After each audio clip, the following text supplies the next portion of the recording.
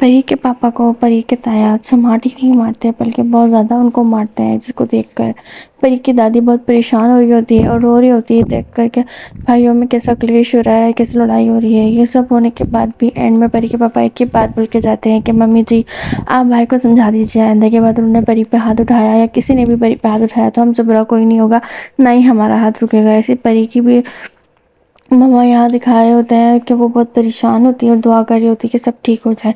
एक जगह ये भी दिखाते हैं कि परी के गाल पे जो थप्पड़ पड़ा होता है उसके निशान पड़े हुए होते हैं, उसको काफ़ी दर्द हो रहा होता है, वो रो रही होती है और रानी उसको समझा रही होती है कि परी जो तुमने किया वो गलत किया, जिसमें परी उस पर गुस्सा कर जाती है। जब परी के पापा यहाँ शर्ट उतारते हैं तो हमें दिखाया जाता है कि उनके पीठ पे काफ़ी चोटों के निशान हैं, काफ़ी जो है ना नील पड़ गए हैं परी के ताया ने जो उन्हें मारा। तो ये सब देख के परी की माँ बड़ी परेशान हो जाती है, अपने शौहर को समझाने की कोशिश करती है कि भाई आपस में ना लड़े, पर वो नहीं सुनते और कहते हैं कि मैं परी के पास सोने जा रहा हूँ। परी की मामा कमरे से बाहर आ जाती है तो गुड़िया पूछती है कि जो बड़ों में लड़ाई हुई थी वो ठीक हो गई या नहीं। तो परी की माँ परेशान होते हुए उसे बताती है कि नहीं ठीक नहीं हुई। तो परी गुड़िया कहती है कि आप परेशान ना हो, ये सब मैं बहुत जल्दी ठीक कर दूँगी।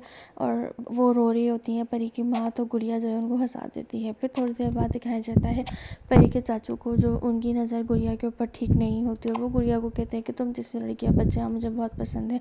और वो पहले का सोच रहे होते हैं कि जब वो आए थे और जब उन्होंने गुड़िया और परी को देखा था।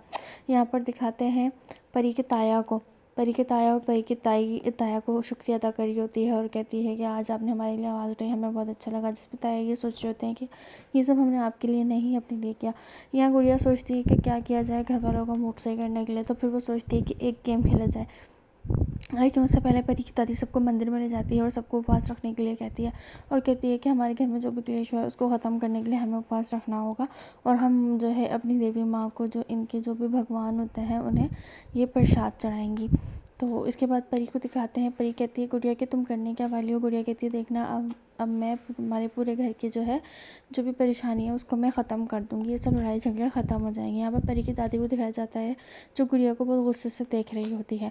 ये सारी खेल की और शोर की आवाज़ सुन के परी के ताया और परी के डैडी बाहर आ जाते हैं और फिर परी के चाचू भी यहाँ आ जाते हैं, परी की माँ भी यहाँ आ जाती है। ये सब कुछ देख के सब लोग बड़ा खुश हो जाते हैं। परी के पापा डैडी जब बाहर आते हैं और देखते हैं कि बच्चे खेल रहे हैं, उसी वक्त परी के ताया भी नीचे आए होते हैं और दोनों एक दूसरे को देखकर वापस जाने लगते हैं। परी ये सब देख रही होती है।